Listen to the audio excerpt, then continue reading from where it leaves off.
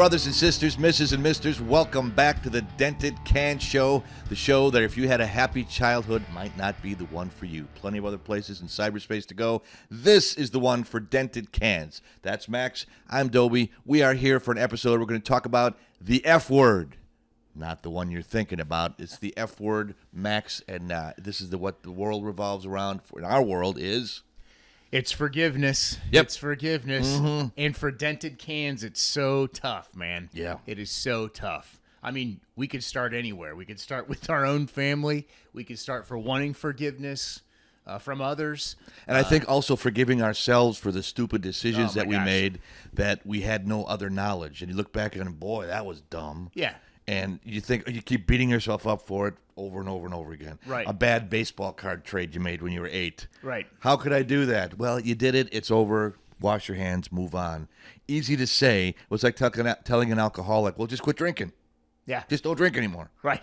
Not that easy. It won't work. Yeah, it won't work. Let's start with our fathers. That's the big one. The other F word.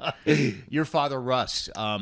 You found it up to this point, and maybe you'll die having contempt in your heart for your dad. Maybe that's your business, But you can't forgive him, can you? Right now, it gets better sometimes, and then there's days when I wake up and it's all back on there again, like gum in your hair, on your shoe.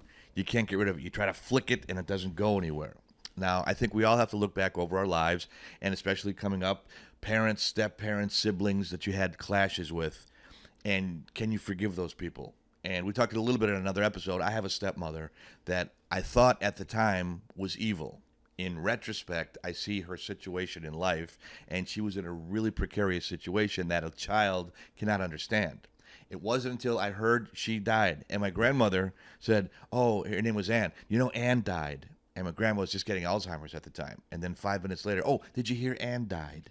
And then 6 minutes later, did you hear Ann died? I said, Grandma, yeah, but I like hearing it, so you can say it all you want. So that was a joke just for me. And she never liked her either. Yeah. So we didn't have any, and there was no love lost in the family. But now, in retrospect, her son, my half-brother Bruce, with my brother, and I told Bruce, I will never say anything bad about your mother again because that was your mother. I don't want to disrespect you. I don't want to disrespect her. And when Grandma told me that the first time, seriously, I was able to forgive Ann immediately. I saw what her situation was. We were in the wrong place at the wrong time. We never hit it off. But, okay, if there is a next world, I still don't know about that. Ann and I will be fine. Russ, the father... Some days I'm thinking, okay, I'm bulletproof, I'm great, I ate my spinach today, and I forgive everybody, including Russ. And then something will trigger it one day, and I'm right back there. And I know in my heart I still got some gum on my shoe. How about you? I can. I can forgive. I can. It's tough, but I can. And it's just recently. It's just recently for me. Did something trigger that? Yeah, something triggered it. It was my own relationship with my own kids, namely my daughter. Mm-hmm. So it was amazing. She taught me some valuable lessons. My daughter did. She came to us quite a few months ago, and she just laid out some things that she'd been holding for a long time. And she said, I just want you to listen. So I did. And I didn't ever comment. I still haven't commented on anything, that she was carrying around. But it really helped me see both sides. It really, really helped me see both sides. We talked about that a little bit in previous episodes about being aware of others, Yes. Mm-hmm. Instead of just, empathy we talked about. Awareness is another A word we could have added. But knowing what other people are thinking, it's not all about us all the time. Sure. And I think Dented can spend a lot of time thinking about themselves. I really do. I know I have. Because there's pain there. Because there's pain there. But back to the forgiveness, I forgive my dad. I do. I forgive him. I want you to look in that camera and say, Larry Baumgartner, I forgive you. Can you do that? Yeah, he's dead, by the way. He won't be I watching understand this. that. So. It's not for him. Okay. It's for Max. All right. I'm not trying to be corny. I'm not the doctor. Well, okay. Dad, I forgive you. Wholeheartedly forgive you. I do.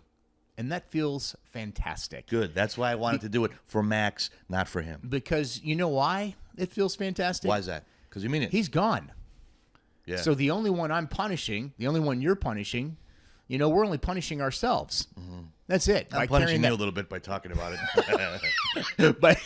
by carrying it with us. I'm just admitting it, and I'm glad you did too. Now, we were in contact as your father was transitioning. Yeah. If that's the word. Right. And you had some meetings with him, which I won't bring up. But I mean, I was impressed with how you handle it.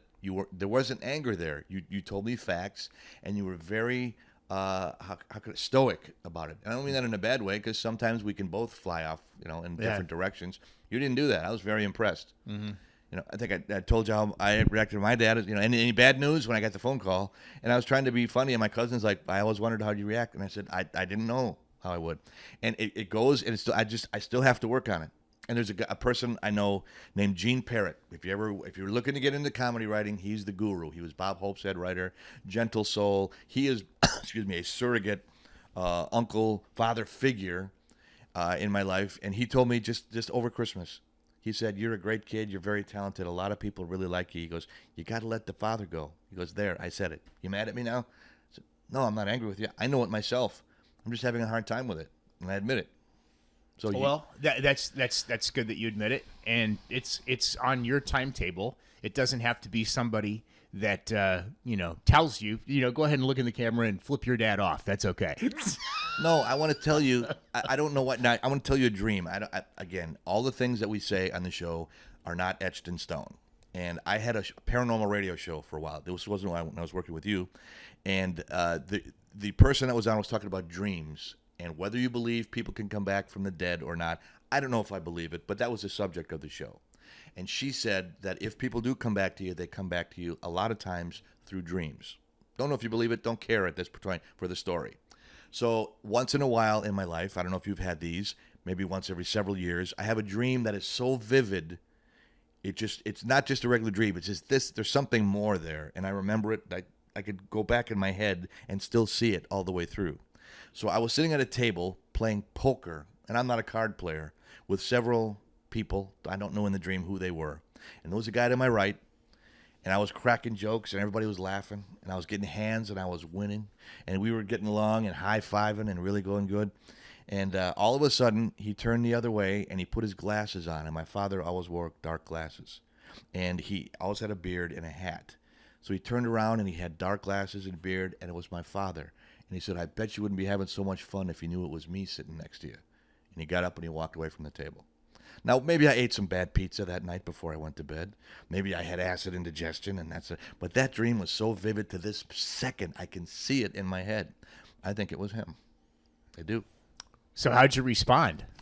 I woke up and I thought, I gotta sleep better. I gotta take some melatonin, for my sleep habits. I don't know. Yeah. To this day, I don't know. Maybe forgiveness won't happen for you, which is unfortunate. Maybe it won't, but maybe it will. It's getting a lot better. But again, I'm when the you first say it's one, getting a lot better, what do you mean by that? I have longer intervals of the bad parts that come up that I want to dig them up and choke them. Okay. Those things hurt. Those memories hurt. He was so mean-spirited, and I was so defenseless as a kid, and I saw him do it to so many others that were defenseless. My brother, he didn't physically beat me because I wouldn't take it. Mm-hmm. I faced him, and he backed down like all cowards and bullies do. Mm-hmm. But I just felt so bad for my brother, and maybe I empathize with him, and I know it's not my business, and I'm sorting out all these emotions inside, and that's why we're here to try to talk about it, because someone else is struggling with this. I know people drink or do drugs to self-medicate. I didn't do that, but I'm just telling you that sometimes the pain is there, but the intervals are getting longer. So I think that, to me, that means I'm getting better. Every time, every Father's Day, I used to, just not want to be around anybody. That would take that ugly tie that you get for your father and choke him with it. Hang him from the closet with it. Right. Because he was so mean. And if you're taking that, and then it got to the point where it really hurt more when all my comedian friends would say, "Oh, when you go off on a heckler on stage, oh, you're just mean." That was my father. I'm channeling that bastard. I'm trying to get away from him, and he's right there. No. Yeah, the unfortunate part is some of the things that we hate most We become. That's tough to admit. Oh my gosh. Well, I don't know who said it. Was it So- you? If for boys, you become your father, you marry your mother. For girls, you become your mother, you marry your father. Yeah. Don't know if that's true, but probably a lot of truth to it. Yeah. So what's it look like for you? Are you trying to forgive, or are you just going to let it happen organically, or what's your strategy? I really want to. I wish I could lay all that stuff in a fire and pile and burn it up and have it gone once and for. I'm just being honest. I'm not going to lie to you and say it doesn't affect me. And sometimes I'll think about something, or I'll have a memory, or a trigger will go off about something. We didn't spend a whole lot of time together. I would say I can remember maybe once or twice in our lives when we had one-on-one time. Actually, I know there's one. We had I called him up and we had a face-to-face. Did you ever have a face-to-face with your father? Oh, plenty. Yeah, absolutely. Did any of them go well? When you're talking face to face, what do you mean? Like a come Sit to down, Jesus meeting? come type to of thing? Jesus at a table or this far apart as we are, Yeah. and look your old man in the eye and tell him what you hated about him. Yeah, but usually it was amped. You know, it was most often it was never a because again, like we've talked about, many dented cans like us. I grew up in an angry household, so there was no, and then I perpetuated that in my own house on occasion. You know, not every single day, but you know, we would ride the waves depending on the stress. But yeah, I don't remember ever having a conversation with my dad that was civil. You know, we didn't just talk about things. He wasn't able to reflect. He wasn't able to self-analyze. He wasn't able. And that's why I forgive him.